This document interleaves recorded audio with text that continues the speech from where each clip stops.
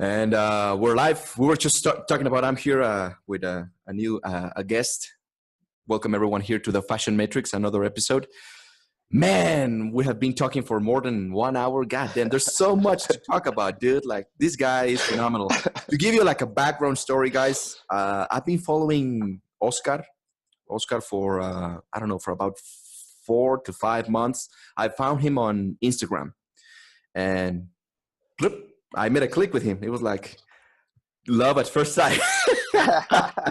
Man, I literally I clicked with his teaching so much, and I was literally like, damn, I have to find a way to connect with him. And like I always tell you guys, never make an excuse. So that's why I wanted to bring him here to the Fashion Metrics podcast, and probably I will do more things with him because there's so much this guy knows. I respect you, and I respect him so much. Even though this is the first time we ever talked, right? So without any further ado, welcome, brother, and let's just keep talking. We've been talking for now more than 1 hour, right? I know. Thank you, Pablo. And it's awesome. I think we could talk for, I don't know, many hours, for days on end, of all of these similarities, these ways that we've learned, very similar things in the paths that our lives have taken. I got to say, I love the stuff that you do. Thank you, brother. There's so much depth to it, which I think is one of those things that people overlook when it comes to fashion, and when it comes, and the fact that we live in this world of fast fashion now, right? Ah, fuck yeah. There's a crisis. So it's funny because people they give away their own identities of who they are within themselves to be changing with the seasons according to what they're told they're supposed to look like, right? Totally. When I see what you're doing, I see how it's really about helping people connect with their deepest core, their essence, and bring that out into their fashion. I'm glad you noticed, brother. I absolutely. It's so to tell you, I've had a couple of friends that have been very involved and interested in fashion as well. Yeah. One of my friends from the East Coast is a costume designer now for these. Oh wow!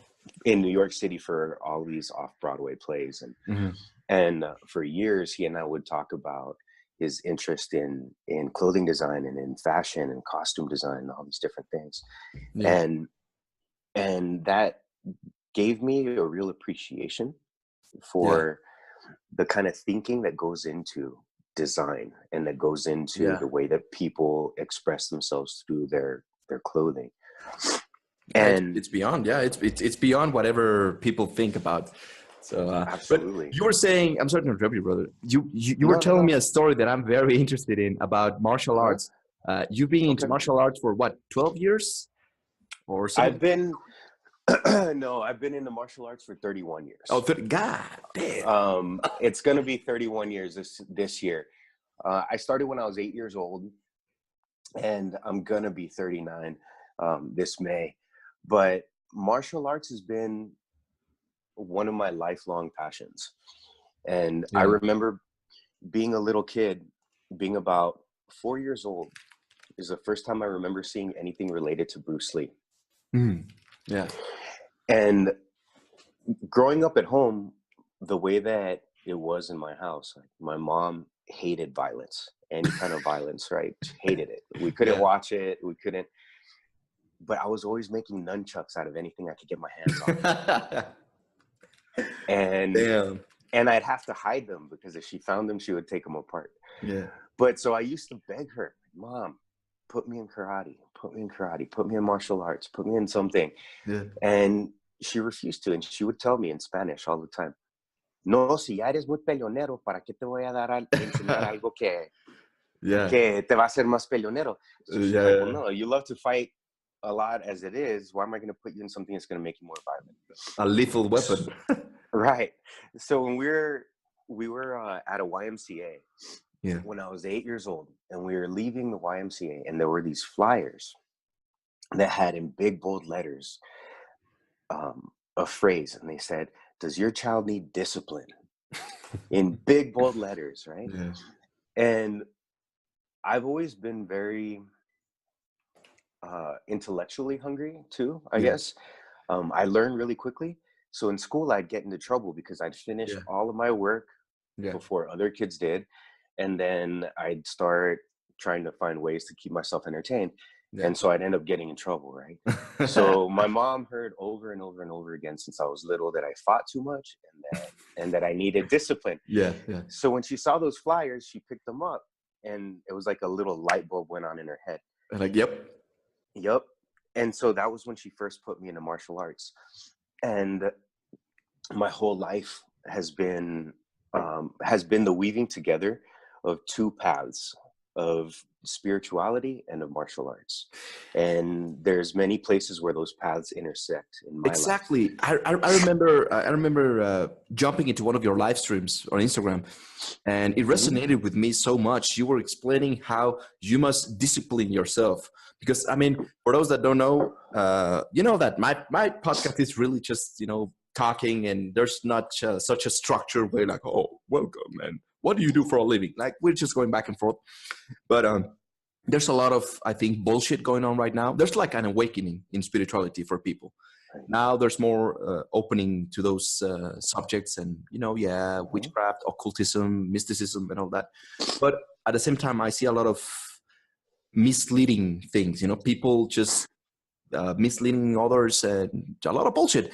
And I remember I think it was last week or something like that, you were saying, okay, yes, you need to be spiritual. You need to gather the energy and discipline yourself. So would you say that there's a connection between the martial arts and even spirituality, would you say?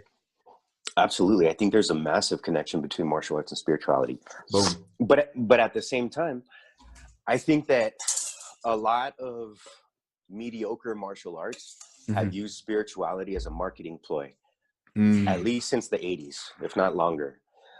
True. So you find a lot of schools that are out there that talk about teaching people responsibility, teaching people respect, teaching people all these different things. But it's just window dressing. Yeah. Because you have to find the teachers that really embody that weaving together of a spiritual path and of the physical aspect of martial arts. So my organization is called Tending the Fires. And the reason, one of the reasons that it's called Tending the Fires is because I've been using that as a metaphor with my martial arts students for the last 15 years, 10 years. Oh, so what is it? Do you teach martial arts as well? Yeah, I do. Whoa. I do. And it's a part of the stuff that I do with the clients that I work with one-on-one. It's part of the spiritual work. Wow. So through movement, through breath, and through finding stillness or wordlessness, I help them connect and deepen their spiritual awareness. That's amazing. But it's like, we're going to get into talking about the Toltecayot, and you cannot have the spiritual develop without the physical, or vice versa. Totally. But it's also a seeking of truth. For me, martial arts was always about finding what is true to martial art.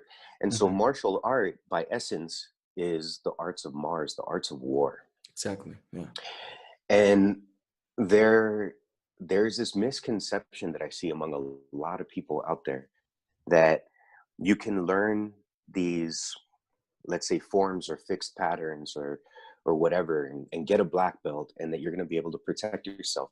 If you've never been into a fight, it doesn't matter. Yeah, exactly. I mean, where I grew up, I would see, you know, I'd be training in the martial arts dojo, and then I'd go home and I'd see these little cholitos just like beat the shit out of kids with black belts, right? Whoa, really? Damn. Yeah, because the kids with black belts had never actually been in a fight. Exactly.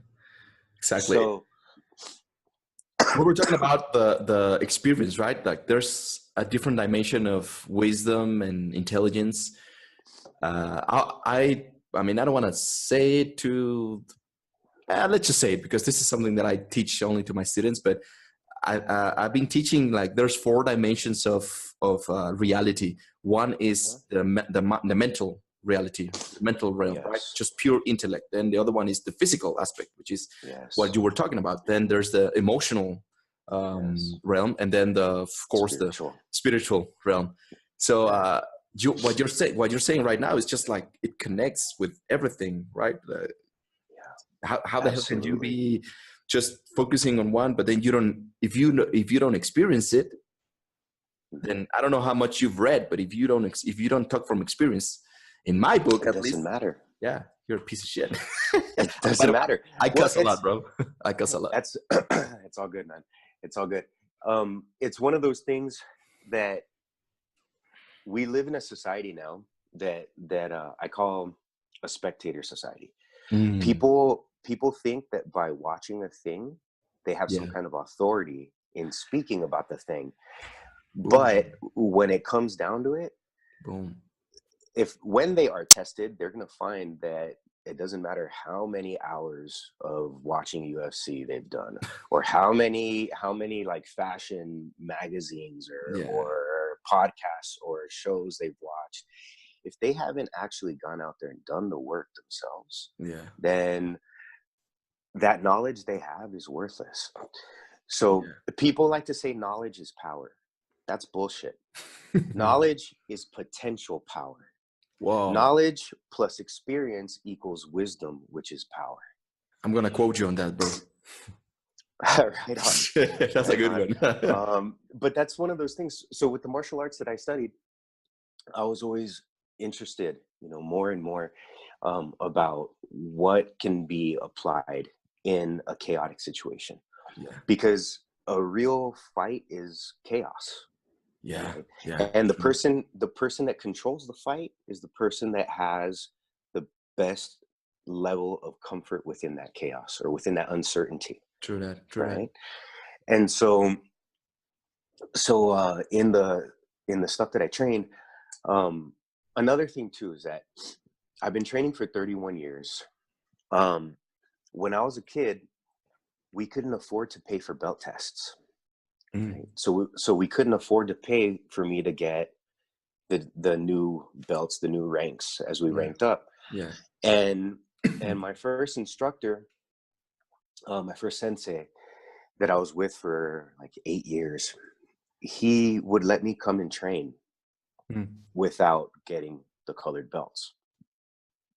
So there came a time where I would have a lower ranked belt, but I But you have were a lot already a more, black one. Yeah. right? I had a lot more Oh, applied yeah. experience Yeah. Yeah. Yeah. Yeah. Yeah. than the other people that actually came in with ranks. So at a very young age, I started um, disregarding the people that just show up with colored belts or certificates. I Exactly.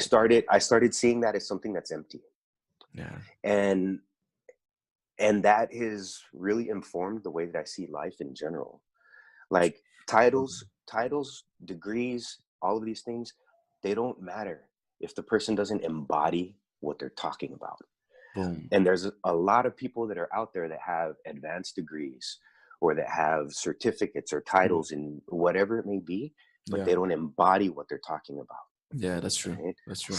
And so with this whole thing with martial arts as a spiritual path, like I used to tell my students, you have to learn how to tend your internal fire, because there came a Mm. point where everything that I was studying was close quarter combatives, was the stuff that is taught in like special forces, right? I used to teach tactical knife fighting seminars to law enforcement officers on the East Coast, Whoa. Damn. with my instructor, That's um, impressive. That's impressive. and we would go and we would teach these like real world knife defense seminars to people that were black belts that had spent 15-20 years in a certain art. Yeah. And then we would confront them with the reality of what a street situation looks like. Mm-hmm. Mm-hmm. And I'd say 9.9 times out of 10, their skills were worthless Wow. because they hadn't tested them. Yeah. Right. Exactly. And so what ends up happening in all areas of life in this spectator society that we have is that people accumulate knowledge, and they accumulate these externalized True. um, accomplishments, or these like socially accepted Mm-hmm. accomplishments and titles. And they allow themselves to buy into the myth that Mhm. because somebody says that they're something, that they are that thing. Mhm. And the more you base your sense of self-worth, your sense of power, your sense of experience on what the people outside of you say, the more you're setting yourself up for some really, really difficult situations when the reality hits you Yeah. that you haven't actually put into Mm. application Yeah, that's true. those things that you're supposedly learning. And so I spent my life training these different arts, and I would tell my students the stuff that we're training has very serious physical and energetic Yeah. and emotional components to it. Yeah. And there's a lot of power that comes with this. Yeah. Like there's an immense amount of power in knowing how to essentially deconstruct another person's body, Yeah. right? True that. And if you do not root that power with some kind of spiritual practice, some kind of spiritual awareness, Yeah. that power is a fire, and that fire will consume Ah, you. okay. Okay. It'll burn you up, and it'll burn up everybody and everything around you. Yeah, that's true. And one thing that I saw over and over and over again was that I'd be training with these guys that are phenomenal martial artists, that are like guys that are being hired by the government to go and train people in special forces and in Yeah. different, 3-letter government agencies, right? Wow. Um, Damn. and as martial artists, these guys are amazing. As like physical warriors, these guys are amazing. But outside of that context, many of their lives were very conflicted. There was a lot of stuff that was like falling apart in their lives. Man, that's what's Um, happening. Yeah. well, yeah, and it's because they didn't have a way to root that, to ground that. They didn't understand that Yeah. they were feeding the fire and feeding the fire and feeding the fire without taking care of the fire, Without tending the fire. without tending the fire. Exactly. Exactly. So Oh, it's like that fire that you cultivate in you as a physical warrior, as a spiritual warrior, because you can't be one without the other and be balanced, yeah. um, is a constant process, right? Yeah. You have to tend to your emotional wounds. You have to tend to your ancestral wounds. You have to tend to all of these different things so that that fire that you're cultivating that gives you power in the physical world doesn't Yeah. consume you, Totally. right? Because otherwise it becomes a forest fire Yeah. and it burns down everything around you, right? And And the way, it's scattered all over the place as well, right? Because it's something that I see absolutely, also. People are trying to do this, but they're that and this and that because there's a lot of things that we can do now, and people are not like what you're doing, what you're teaching is right, like, okay, focus, right? And I don't know, right. would it be fair to say that you are uniting all of these different paths into one with your tending the fires? You know what? I would say, so on the one hand, yes, I am. Um, Yeah, but on the other hand, there's a tradition of this, of right? course. And the tradition of it um, is in that whole path of the spiritual warrior, right? Yeah, And that's an archetypal path. It's a path that we find in cultures throughout the world, yeah, right? totally. But again, it's a path that again, nowadays people love grabbing a label and ascribing a label to themselves without doing the work. Yeah. So I have personally a really tough time with with accepting it when I see people walking around calling themselves spiritual warriors. Yeah. Because to me that entitles a certain thing. It means that you have an understanding Yeah. of what it means to be a warrior, which is really an intimate understanding of violence and the violence within yourself. Yeah. And you can't spiritually bypass that. You Totally. can't create it as a invented um, thing and say, oh well, I know what it means to be a warrior if you've never really faced violence. And it's hard to say that to Yeah. to a lot of people. And there's controlled ways of learning how to approach that, Totally. right? Yeah. It doesn't mean you have to run out and like, do things like I did and like, you know, go and train in the favelas in Rio de Janeiro just to see whether or Yeah. not you make it out. Yeah. I tend to be a little intense. Why don't you talk? Let's talk about that, because as again, we were talking about for 1 hour and we were just going back and forth. You were explaining me your story.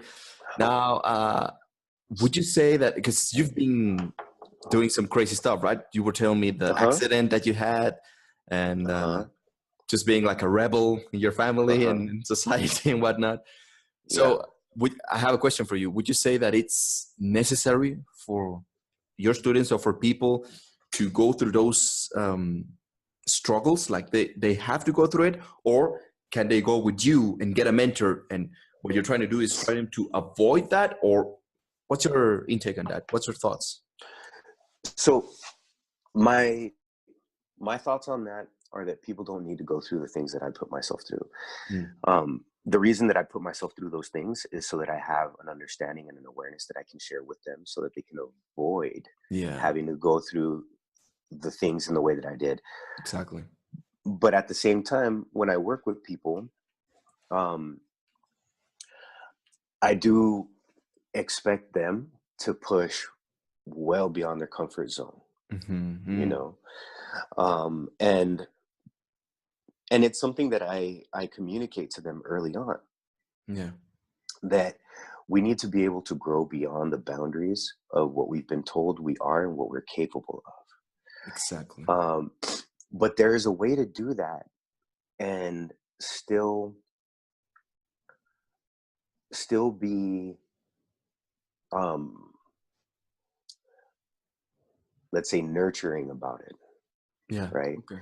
Still be, because when I'm working with someone, for me, that person's well-being is my first and foremost concern.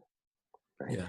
Yeah. I want to see the people that I work with grow in the most powerful ways. I want them to connect with the essence of who and what they are. Totally. And bring that unique essence out into the world. Yeah. And in order to do that, a lot of the beliefs that were given to them need to get shaken up, need to get blown open. Totally. You know, and that's chaos, right? I mean, that's a lot to take in for a person. It's sometimes it could be really distressing and yeah. It is. But that's another one of those processes of sitting in the fire, right? Of being transformed by that fire. Like, fire is such an incredible element, and it's, you know, from the Toltec perspective, it's Huehueteotl. It's Huehue from ancient or old, and Teotl, spirit. It's the oldest spirit, right? If we look at the stories of the fifth son, every single son, the gods had to sacrifice themselves so that the new one could be born. Huehueteotl is the only one that has never died. Exactly. Yeah. That fire is the only one that has never died. And so that fire as a metaphor is a very important one too. When people are working through their internal wounds, their shadow issues, their doubts and insecurities, it's very much like they're sitting in a fire. And the point is to teach them how to be in that fire and breathe through it and use it so that they can continue to transform themselves. Right. Yeah, totally. And that fire is also this karmic fire. It's burning up a lot of the things that need to be released. Different dimensions of energy. Yeah, totally. Now, Absolutely. Would you say, I mean, I know, and because of what you just said, you don't like labels, right? You don't like being labeled and whatnot. And especially if you're in the path of spirituality, which is not even a path, because when I say it, I'm like, the path of spirituality, like, come on, man. Right. Like a path requires a point A, point B. When you're in the spiritual thing, there's no point A, point B. It's just the cosmos itself, right? But so I know you don't like labels, because the moment you identify yourself with something, it's like you're making it smaller. Stop being that thing. But would it be fair to say that you are a spiritual guide, a spiritual mentor? Because I want the audience to understand, and I mean, guys, I want you to go follow. I've been recommending your stuff for everyone since I've been following you. It's really amazing. That's awesome. You're bringing an awareness of something that is getting lost. People don't realize your wisdom, which is the old America's wisdom, right? The first people in America, right? Yeah. All America, the ancient, the indigenous people and all that. It's like, for me, the simplest way of understanding it or putting it out there is like the yoga of America. Right? Exactly. Actually, exactly. And the thing with that is that, you know, yoga comes from a tradition, a cultural tradition that is thousands and thousands of years old. Yeah. And it's um one of the, like, let's say, originating cultures of humanity as Yeah. we know it. Yep. Well, the Toltecayot is exactly the same. I Yep. mean, the Toltecayot, we can say that the origins, right, of the Toltecayot are all the way back to when maize was first being cultivated, right? Yeah. 8,000 years ago, right? Whoa. Yeah. And you know, we were talking about it a little bit. I spent my life studying these indigenous spiritual traditions and participating in these ceremonies and learning from different teachers in these traditions. Mm-hmm. And there is this unifying aspect to the Toltecayot that is so powerful, because there are elements of it that exist from the southernmost tip of the Americas, from Tierra del Fuego in Chile, Yeah. to the northernmost tip of Alaska. Yeah. And the old stories, not the histories, Yeah. because the histories, fake news, man. Yeah. That's why The this is the history, fashion matrix. It's a fucking matrix. Like, come exactly, on, damn. Yeah. exactly.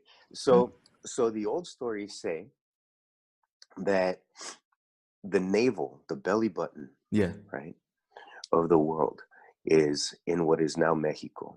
Exactly. Right? That's what it And means, right? The name Mexico. yeah, Yeah. Yeah.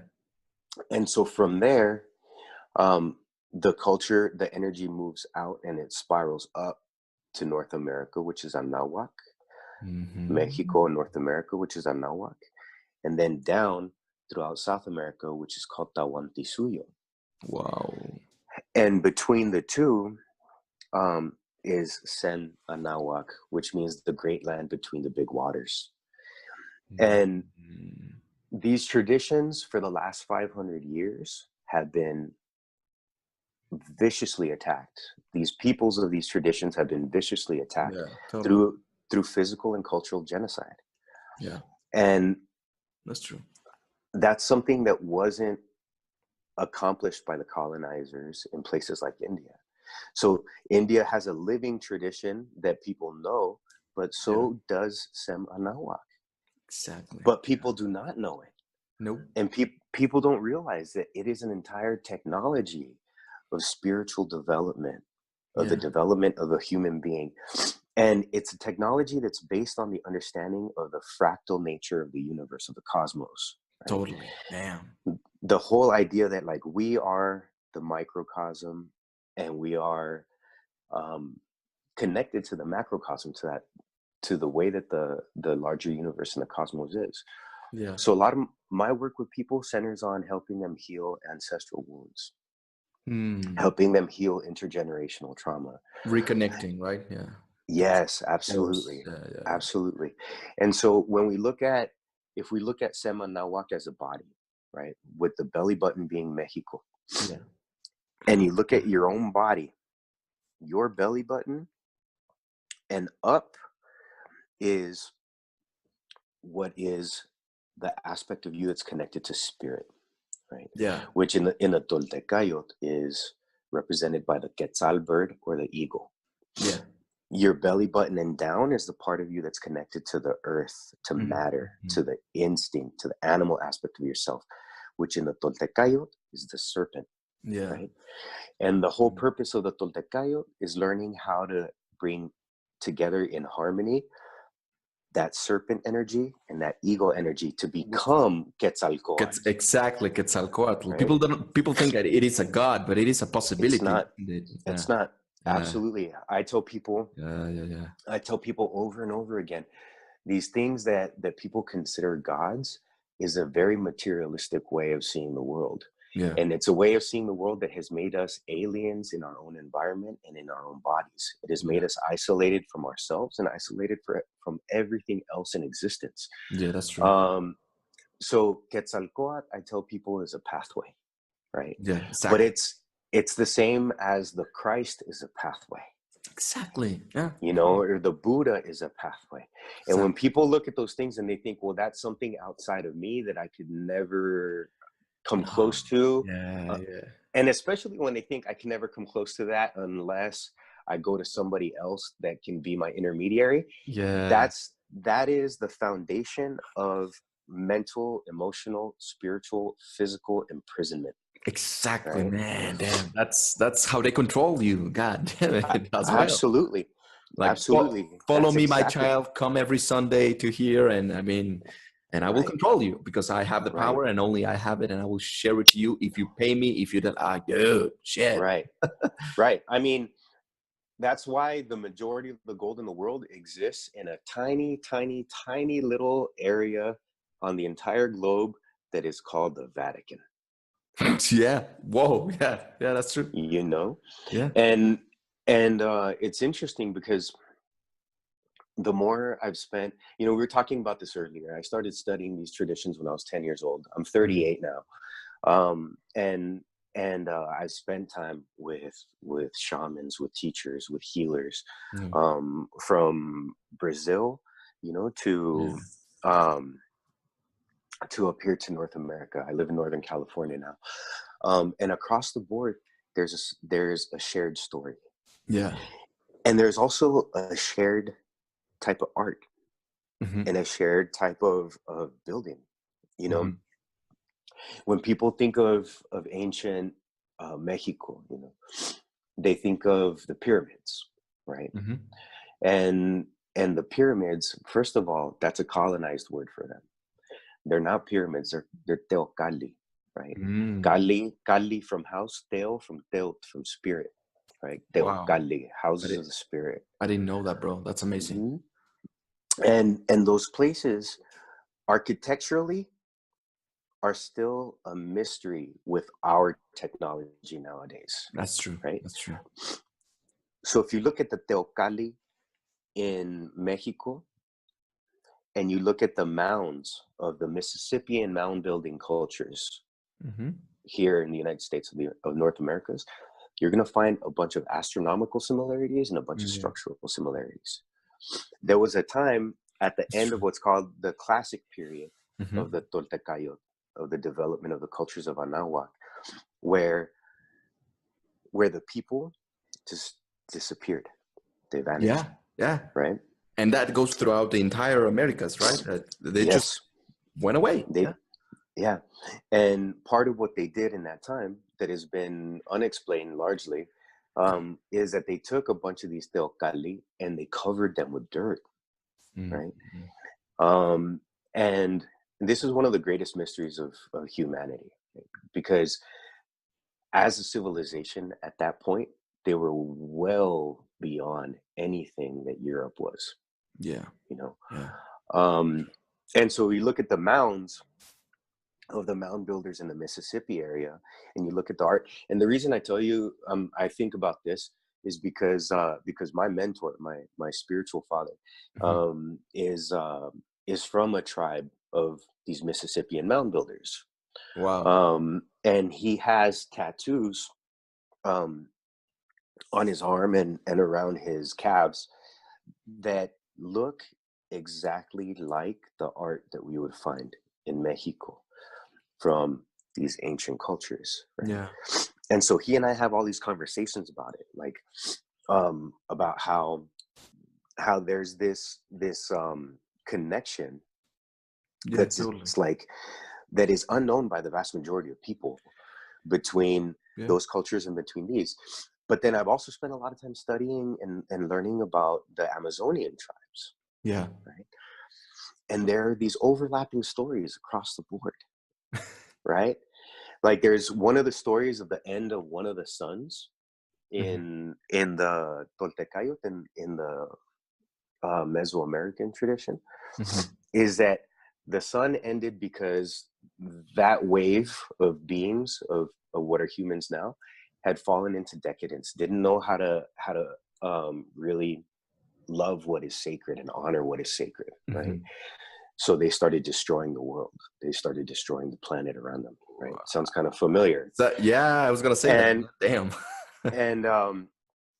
and so one of the creator deities, the Teot, or the Teteo, is Tezcatlipoca. Yeah. And Tezcatlipoca descended to the earth Yeah, as a massive black jaguar, as an ocelot. And when he fell to the earth, he was followed by basically an army of jaguars, and they destroyed the reign of those people, right? wow.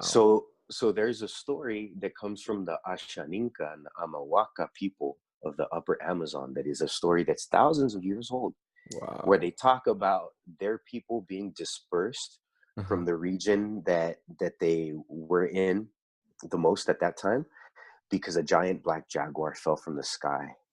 Wow, damn.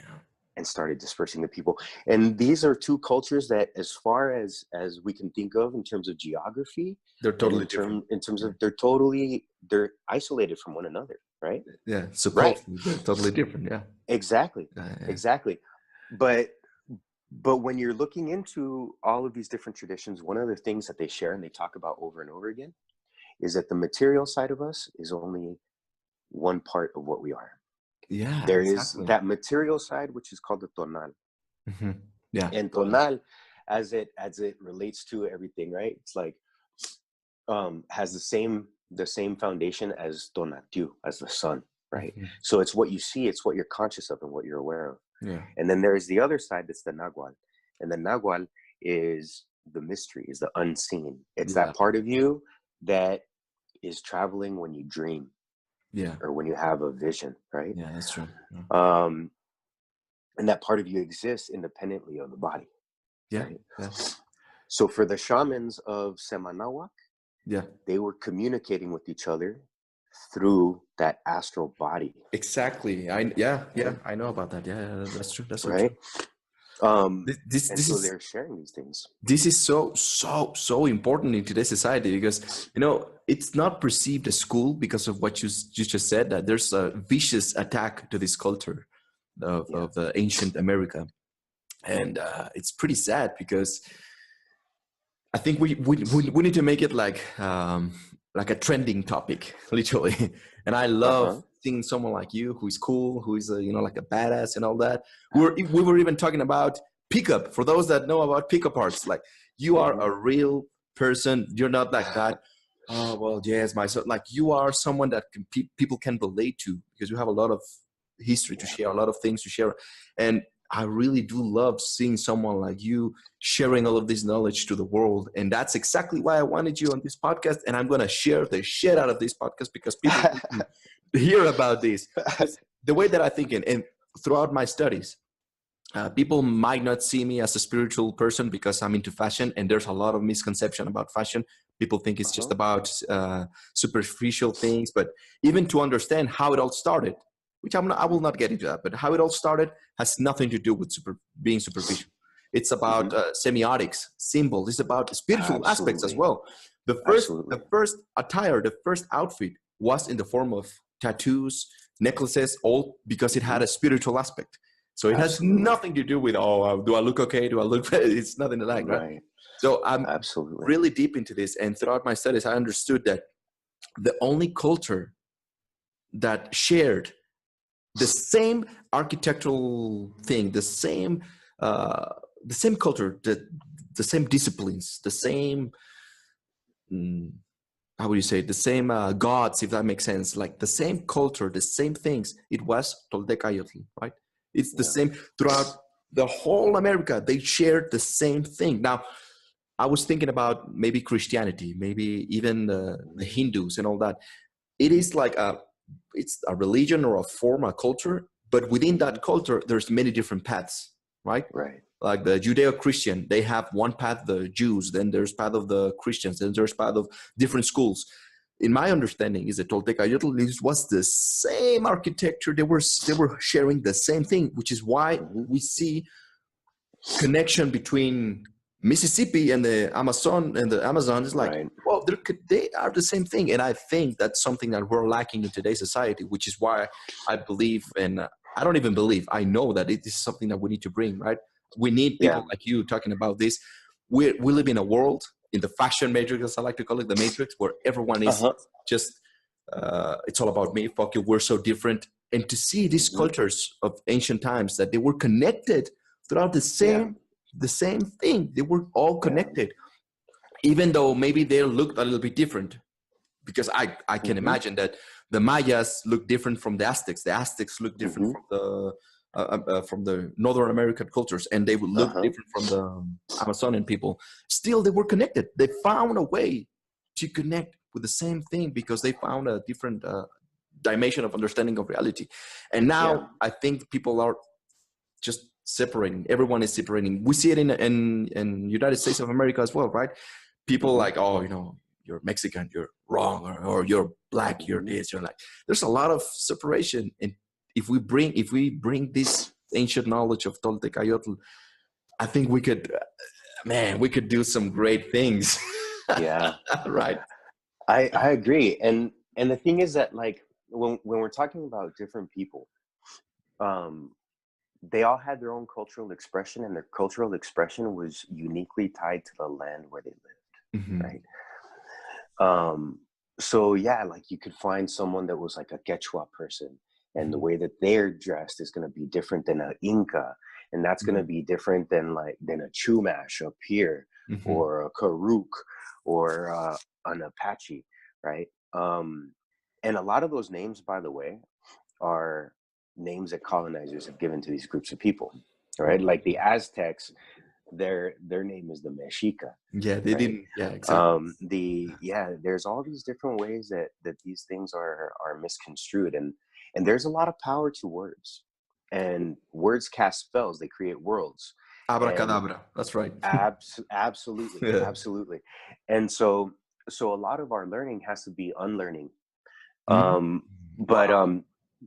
What's beautiful about the Toltecayot is the underlying principle. Like the Toltecayot is unifying because it isn't a doctrine. It's a living thing. It's living culture. Right? That's true. And at the foundation of that living culture, there's this idea that we are all part of a unified consciousness. A lot of these things that are super popular nowadays in these spiritual circles, right, are actually the things that the Toltecs have been speaking about for a long time. And a lot of it is about not getting attached to form or to the idea of some kind of like certainty or something that's fixed, because nothing in life is fixed. Totally. So even, for example, that when people think Toltec, they think about the ethnic Toltec. They think about the people of Tula in Mexico. But a Tolteca was a man or a woman that was on a path of knowledge. Totally. So there were Zapoteca Toltecas, there were Maya Toltecas, there were Mexica Toltecas, Apache Toltecas, Lakota Toltecas, right? And it meant a person that had made this commitment to evolving as a form of consciousness to the greatest extent possible, to connect with that unified consciousness. That's right? So beautiful. Yeah. So from the Toltecayot, there's this idea that one spirit that unifies all things. In some places they call it Senteot, right? Sen from the number Se, which is one, Teot from spirit, right? So the one spirit that flows through all things. This is not a bearded man that's in the sky that's outside from you, that you sit and you like pray. No, this is the force. Is it the same as Ometeotl? Is it the same? No, that's a little. It is the same, but we'll get into that in just a second. So Senteot is, to give people a good like pop culture reference, it's the Force in Star Wars. Okay. Yeah. Right? Yeah, yeah, Okay. yeah, yeah. So that moves through all things. Prana, right? There's yes. Yeah, There's or Ashe for the Yoruba cultures yeah, of or West Africa and all of their descendants here in the Americas. yeah. Um, or the Tao, right, in China. That is true. Um, so so there's Senteot. Another name for Senteot is Tloque Nawake, and that means that which is far and near, Wow. and that for which we live or through Yeah. which we live, right? Damn. And it's that because it evades definition, right? Hmm. It's so big. I mean, in the Lakota, they call it um,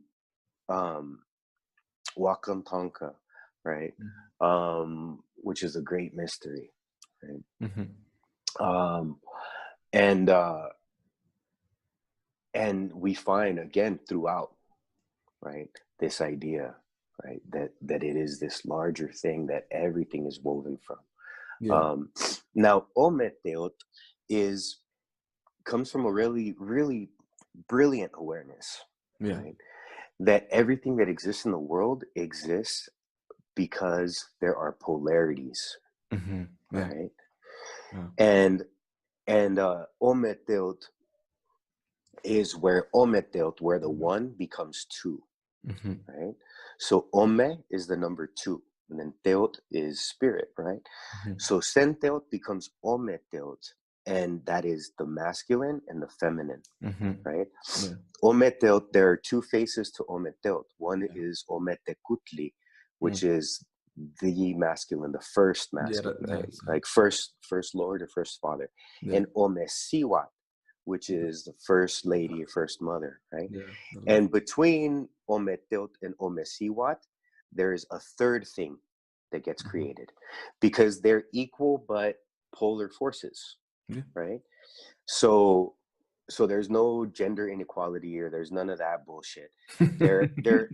They're equal but opposing forces, Yeah. and they attract and repel simultaneously. Hmm. And between that attraction and repulsion, movement is created, Yeah. right? Hmm. Exactly. Electricity is created, magnetism is created, Yeah. right? And it becomes a third thing, which is all of life, right? Exactly. Yeah. So it's Yeah.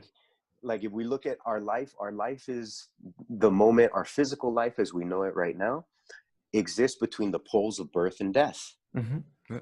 right? We understand hot because we have a relationship to cold. We understand night because we have a relationship to day. Yep. We understand, and it's not to say that things are binary. It's not that, but they're polar, and Hmm. there's a spectrum that exists between one pole and the other, Yep. Hmm. right?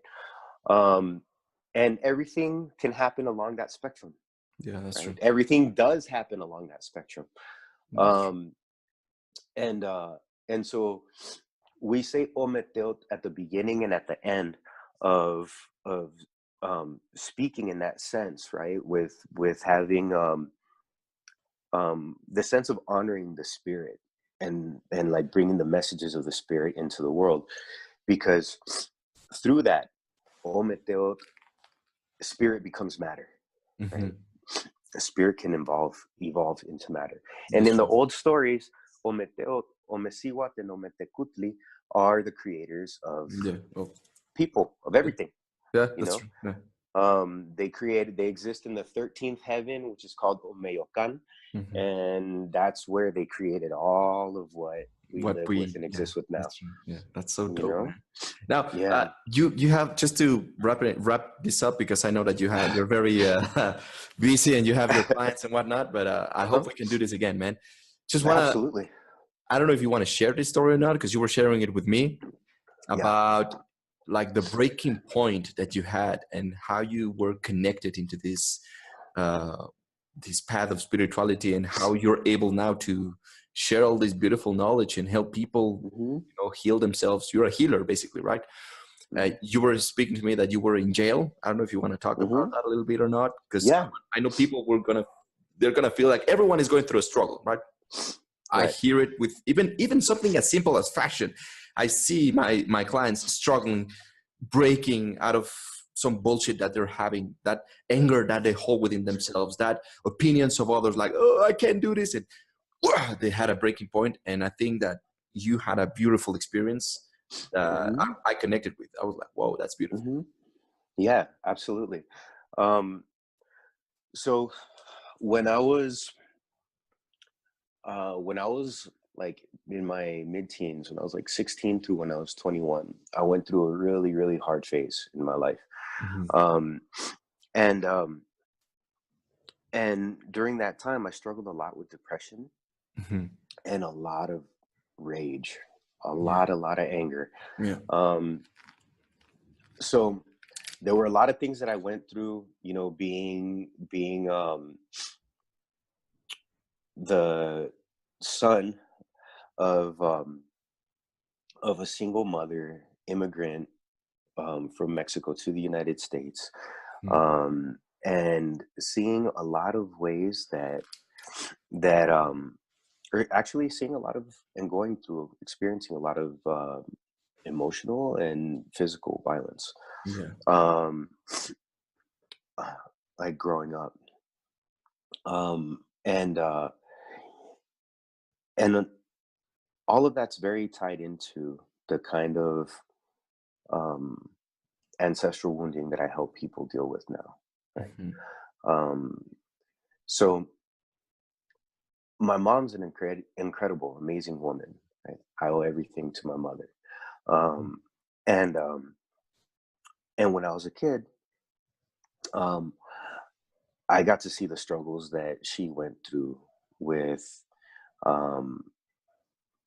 my father, who was someone that was basically torn up by alcoholism and by this rage. And the rage found a home through him with his kids, with his family, right? And so my parents split up when I was about 10 years old. And I grew up always feeling that anger, right?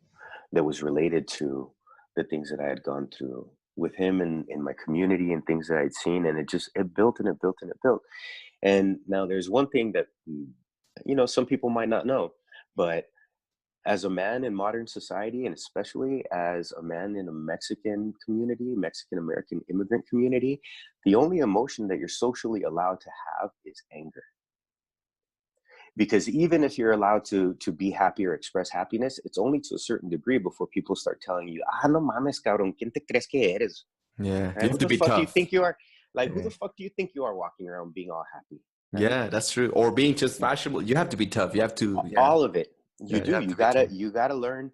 And a story for another time, but I had an elder from one of the tribes up here tell me at one point, if you're going to be a leader, you need skin 9 fingers deep, he said. And it's true for those of us, for people like you and me that are doing what we're doing, you know? But so I grew up with a bunch of this anger, right? And when I was, like 16 through 21, that anger became my identity. And it was the only place where I felt powerful. And I wouldn't let people see the other side of it, which was that I was massively depressed, right? Massively, I felt totally alone and totally isolated.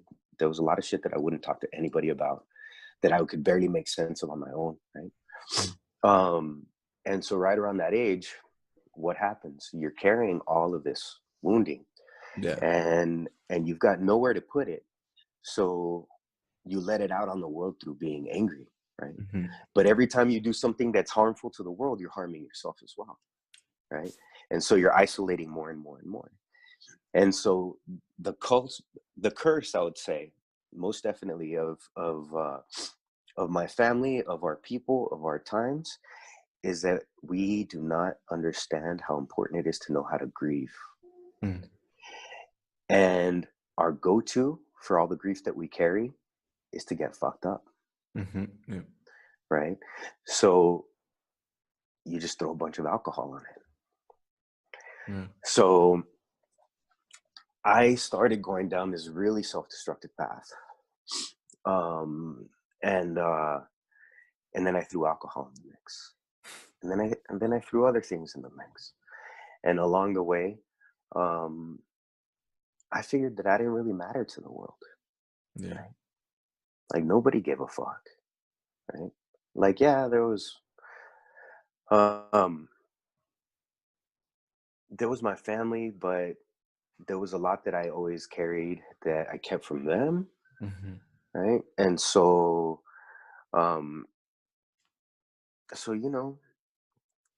if I was gone, then it wouldn't really matter, right? Yeah. Yeah. And I started um, like really kind of let's say dancing with or courting this idea of suicide. Hmm. Um, but I would never do it outright, right? Because if I did it outright, then Yeah. what would that do to my family, right? Yeah. So I started doing riskier and riskier things Yeah. because if I somehow died of an accident or of whatever, right? Hmm. Then, and these are the fucked up ways that you come up with in your own mind to justify really Yeah. just carrying a whole shitload of pain Yeah. and not knowing what to do with it, right? And again, that cultural curse that we have of te lo tienes que tragar, right?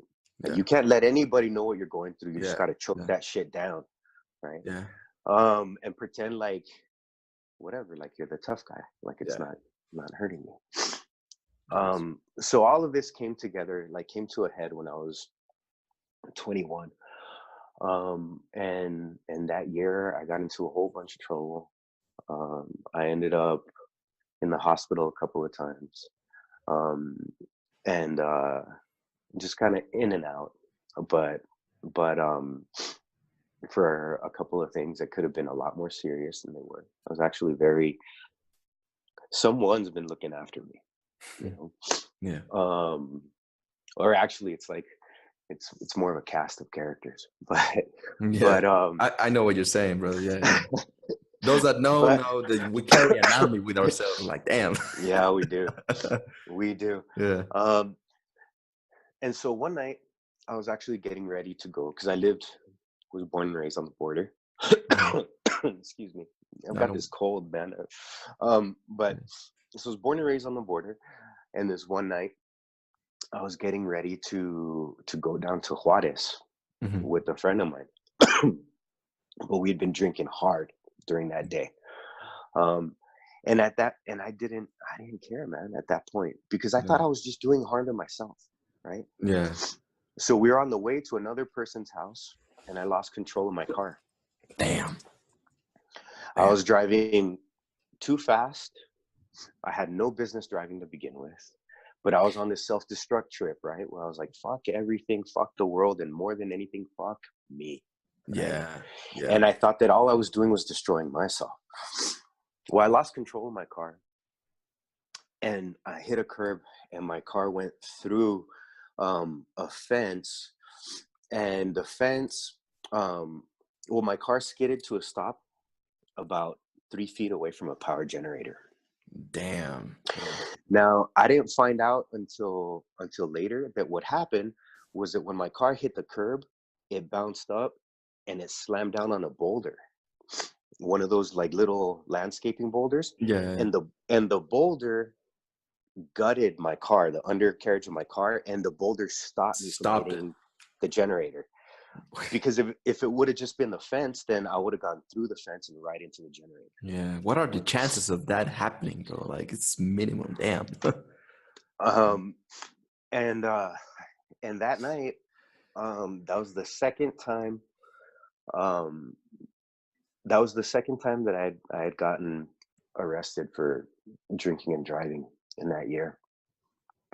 But that night, I ended up going to county jail, and and um,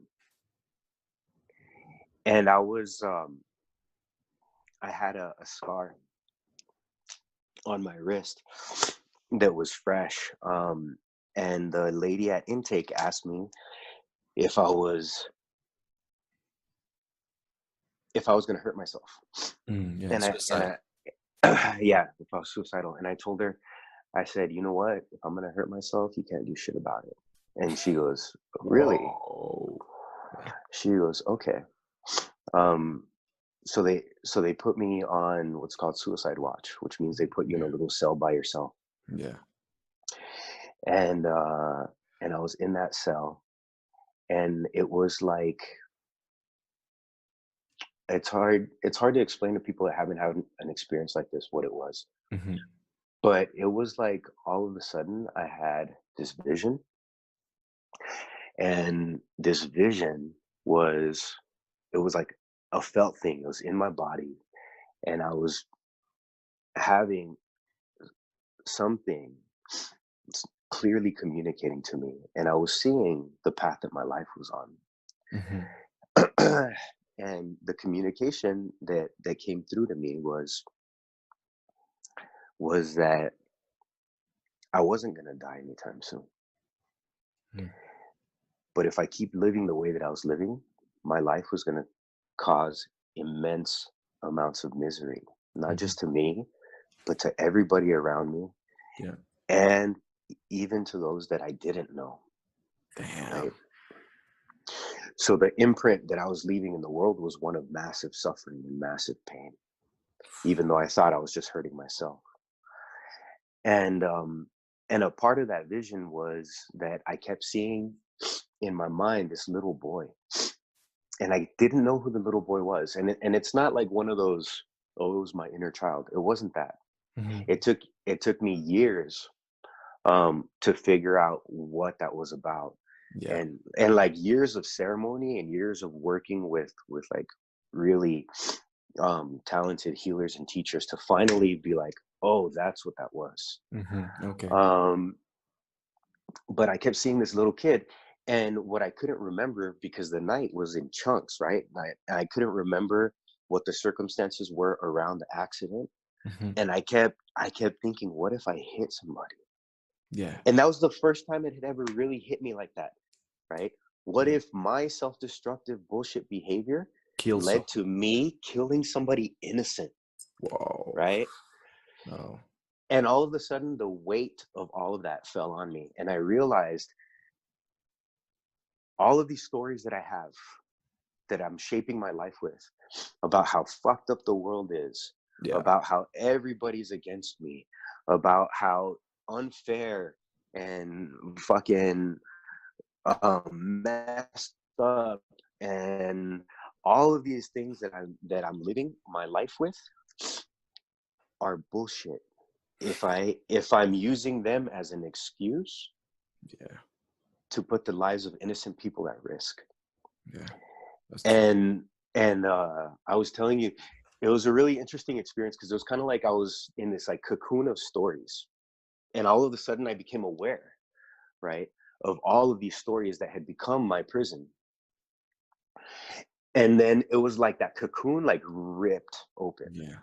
That's a right? very great analogy. And and when it ripped open, it like fell to the ground, and I fell to my knees and wept and wept and wept and wept. And I have no idea how long I was in there weeping, but I was praying at the same time, and I was pleading, and I was saying, I don't care what happens to me, just please don't let me have hurt anybody else. Just please don't let me have hurt anybody else. And as I was going through this, I thought, I said, you know what? I'm gonna I'm gonna like plead guilty to everything, whatever they have on me. I'm fucking tired of living this way. I don't want anybody to bail me out. I don't want anybody to get any lawyers. I don't want I did this shit. And from here on out, I'm taking full responsibility of who I am and where I Wow. am, what Yeah. I'm doing. Um and as I sat there just in that kind of prayer, um I had again this really clear awareness that said, you can keep going down this path, and you're going to lead. Your life is going to be a living hell, right? Hmm. Or from this point forward,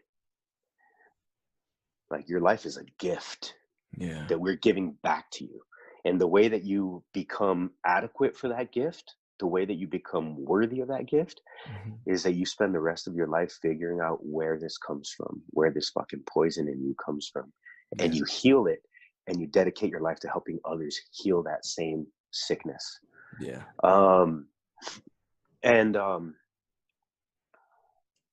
And that was the massive turning point in my life. And I remember I went in front of the judge, and I had 5 charges against me. And when he read the last charge, and none of them involved hurting somebody else, I breathed this like massive sigh of relief. And he asked me, he said, "How do you plead?" And I told him, "Guilty," across the board. And he looked at me like, "What?" And it was funny because there were 12 guys before me, and they were all innocent, right? Yeah, everyone is innocent. Funny, right? And so he had gotten to me, and I was at the very end, and he was like, "How do you plead?" And I said, "Guilty." And he said, "Really?" He said, "You're not even going to try?" And I told him, I said, "No." I said, "I did what I did, and I'm tired of living like this." Wow. And he said, "Well," he said, "make up something,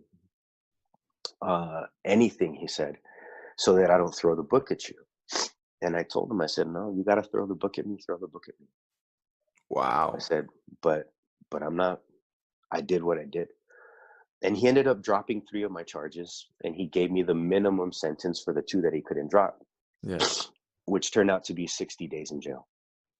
In a county jail. It was like minimum security situation. I just read a bunch of books, did a bunch of push-ups, and visualized what my life would be when I got out. And that day when they took me back, they put me into my cell, and then they transferred me to the cell next door. And I walked into the cell, and there was a guy there that was reading a book by Carlos Castañeda called Tales of Power. Yeah. And without saying anything to me, like a couple hours later, this guy closes the book. He sits up and he looks at me and he goes, "You need to read this." And he hands me the book. And I had read that book. I had read the first book by Castañeda when I was 14. And here I am 7 years later, and he hands me this book. And I'm like, what the fuck? Like, what's this book doing here? And I started reading the book, right? And the guy went away, right? You were telling me that the guy, you didn't know his name. You didn't know who the fuck he was. Like, No. So angels exist. Of They're not course. what people think. And Totally. they show up through people in these very interesting ways. But and the other time was in Rome. You and I got to talk about that at another point. And there's a bunch of stories. Another one of these situations, in Rome. But anyway, so the guy hands me the book, and I'm sitting there and I'm reading the book, and I remember he looked at me at a certain point, and I like looked up from the book because I was like, "What the fuck is this guy looking at?" Right? And I was all like, weird out, like, what the fuck? Totally, right? And he looks at me and he says to me, he says, "You know," he says, "when I look at you," he says, "I see a chief sitting on top of a hill looking out over all of his people."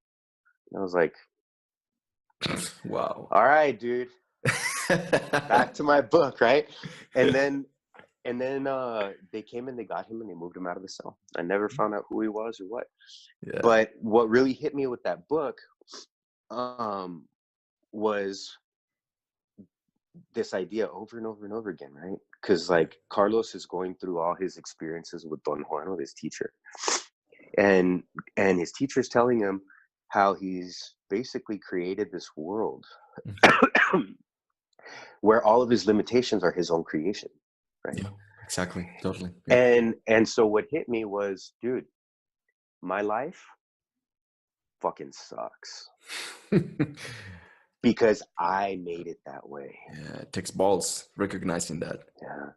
And at the same time, it was the most liberating thing, right, ever. Because once I realized it, I was like, well, if my thoughts and my beliefs have created this reality, then my thoughts and my beliefs can create a very different reality. Yeah. Right. And the sky's the limit. Right. And I thought, like, okay, so what's the big lesson of that book? Right. To me, it was like, ¿por qué vale verga mi vida? Porque eres bien pendejo. And so like Yeah, that's now, true. like the video series that I've been doing on Instagram is called No Yeah. Seas Pendejos, right? No seas Yeah. pendejo. Oh, that's And it exactly that. connects to that. It Yeah, connects yeah. to that realization in my life at that point. Ponte But I was able verga. to see it exactly. I was able to see it from a distance perspective and see Yeah. and realize like my beliefs are not who I am, right? Yeah. My circumstances are not who I am. Yeah. My history is not who I am, right? Who my family are is not who I am. Right? Who the world has told Boom. me I am is not who I am. Yeah. And so over the next, month and a half in there, I started visualizing what my reality would be. Yeah. So I came out of there. I went back to college. Within a year and a half, I had already taught myself another language. I was on the dean's list at the university, and I was in a program that was gearing me towards graduate school. 2.5 years after that, I was living in Rio de Janeiro, training a martial art that I loved at that point, That's with awesome. a full paid ride to an Ivy League PhD. God damn, man. And so I went through all of that, and then I went on to become Dr. Perez because I got my PhD from Brown University in 2011. Wow. I didn't know. Um, I didn't know that, bro. You didn't tell me that. That's amazing. Yeah. yeah, I got my PhD in 2011. And I had a friend that when all this craziness happened, he, in my early 20s, he like totally split himself away from us in a group. And he told me at one point, he was like, "This is too fucking insane, man. I can't have anything to do with this anymore." All right, dude. Because I came out of that situation and I was super zen. And I kept telling people over and over again, the world is gonna change. Yeah. Like, what the fuck do you mean? Just watch, the world is gonna change. And they Yeah. were like, and this guy specifically was like, se le botó la canica. He was like, Oscar fucking lost it. Right? Yeah. So he was like, all right. So after I finished my PhD in 2011, I got a contract to teach at Harvard for 2 years. And I taught there for 1 year, Yeah. and then I left so that I could move out to California and create Tending the Fires, which is my organization. And so I was on a train from Providence, Rhode Island to Cambridge, Massachusetts, where Harvard is, when this friend of mine reached out to me on Facebook. And he was like, "Dude, I haven't seen you in forever. How are you? What's going on? What's life about?" And I was like, "You remember how I told you 10 years ago that the world was going to change?" He's like, "Yeah." I was like, "I'm on my way to teach my class at Harvard University." Yeah. Exactly. See, the cat liked it. And I told him, I was like, "I got my PhD from Brown." You know, at this point, I've traveled throughout South America and Europe. I've learned 2 new languages since I knew you. It's like, and I'm just fucking getting started. That you're just getting started, bro. That the world needs to hear this. And in a very similar way, I taught myself English as well. That's why sometimes, sorry about the noise. I don't know. Some of my It's all good. I don't really hear it because of this, but I'm just hearing a baby crying, some shit like that. Like, shut the fuck up, man. Shit. Anyway, I cuss a lot. And one funny story that I always tell, how I learned English is by watching the most ghetto films ever. I was watching Friday, the Hood movies, and that's why I was like, "Oh, shut the fuck up, bitch." That's why I talk like that. But yeah, I also That's awesome. I taught myself German, Italian, and I also Right on. I know a little bit of French, a little bit of Portuguese. I understand Portuguese. Right on. That's Yeah. awesome. But Very cool. that's awesome, man. And I know, I mean, I don't want to take more of your time. I know that you and I can go on and on and on and on because it's so amazing. You have so much to share, bro. Pablo, I got to say, like, that's one of the things when I started seeing what you're doing and what you're putting out there. Yeah. We all have our unique medium, right? Our unique way of sharing our medicine, right? And what shines through for me when I see what you're doing is exactly what you're talking about. Is that you are where you are because you have put the work in and you've had the heart to do it, and it shows through who you are. And that is very rare. And you telling me that you've taught yourself these different languages, that you've done all these different things, Yeah. man, Chingones reconocen chingones, brother. That's true. And Truth and I recognizes gotta. truth. That's true. That's That's true. right. Chingon That's right. recognize chingon. That's chingon. Game recognized game, brother. Man, that's so And true. so thank you so much for letting me be on here, and for reaching out, having this conversation. Yeah. And I look forward to many more. I also look forward to doing more of this stuff. If we can, I mean, there's so much. My mind is right now. It's just like thinking about so many things we can do together. Because I know that at least for my part, from my audience, the people that been following me, I know that they're gonna resonate with you like a motherfucker. You have no idea, and you're gonna get a lot of new clients. I'm telling you already. I already know that there's a lot of people that are gonna tell you like, "Hi, Oscar, can you teach me all this and all that?" And it's pretty amazing. Well, you know what? Follow you, man. Well, okay, so they can follow me at Tending the Fires on Instagram. If they want to reach out to me, they can either DM me through Instagram or they can email me at oscar@tendingthefires.com, and they can check out my website at tendingthefires.com. I will make sure to leave all that in the description with the podcast. I'm going to upload this on YouTube as well. It's going to be all over the place. You're going to see awesome. It. Awesome. I'm on YouTube too as tendingthefires.com, but I just started, or Tending the Fires. I just started my YouTube channel. So, so we can do all of that. And you know what? Let's take some people to the mountains, man, to Tepoztlan, and do some work in Tepos around all of this inner work, bringing it out. This is the first time that I'm going to say it for the public. Only my students know this, but I'm working on a project of building something over here in Mexico, because there's a very powerful place near Teotihuacan, and I'm going to be doing some seminars over there, and I will be more than honored to have you there. And you know, I'm doing events all the time. I'm doing events in LA. I'm in between LA and Mexico, as you know. I'm doing events. Probably I will start doing events over here in Mexico as well. So yeah, I think people will benefit a lot from your medicine. And something that I wanted to say, because I'm like you, I never shut up. You have something, because the moment I shut up, like my throat starts hurting. Like I should have said something. God damn it. Of course, there's something that I like to call classic communication, where you calibrate. I mean, I'm not gonna be talking to an old lady and be like, "Fuck you, bitch!" Like, oh, come on. I know, right? You have to calibrate, right? But something that you were saying about the cocoon and all this beautiful analogy that you were speaking. I've been following I'm getting my certification in yoga and all that, right?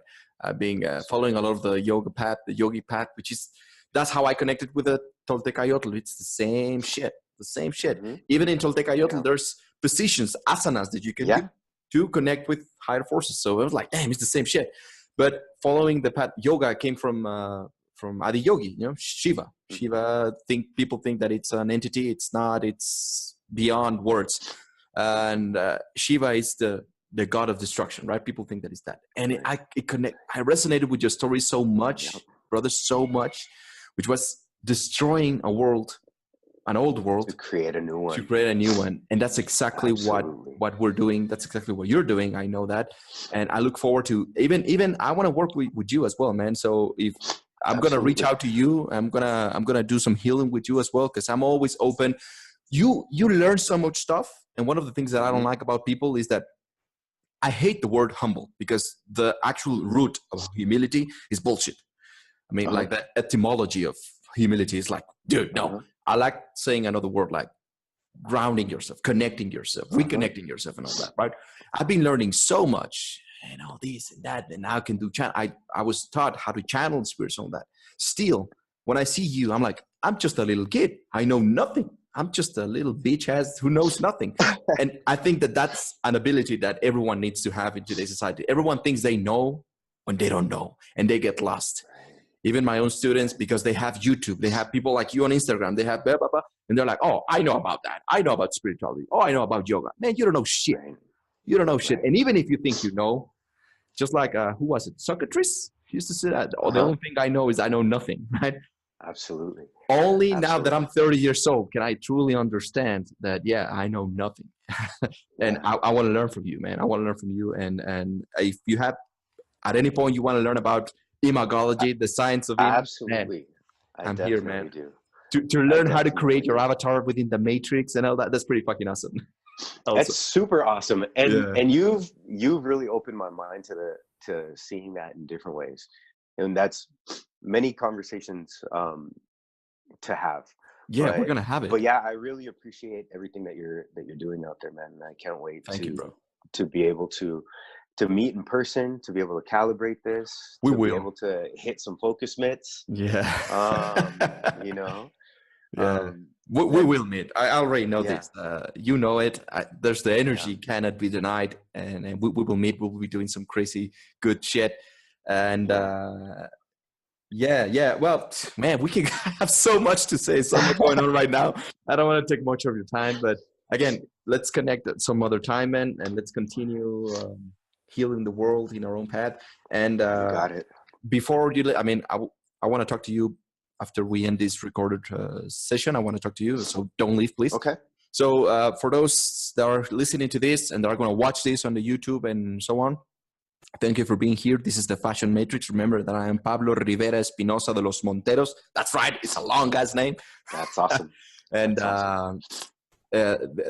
This podcast is sponsored by Style Systems. Remember, it's an image business. We covered everything that has to do with image. Image is communication, is perception. Once you understand what perception is, you understand that understanding image and working upon your image is literally working upon your own reality, man. It's pretty fucking amazing. So you can find me at Style Systems all over the place. Just go to Google, type in Style Systems, you will find it. And don't forget to follow my brother, Oscar, Tending the Fires. He's doing some phenomenal work. I'm going to work on that as well. And I will show you my path on how he's working with me. It's going to be pretty amazing. So thank you for being here, and I will hear you on the next one.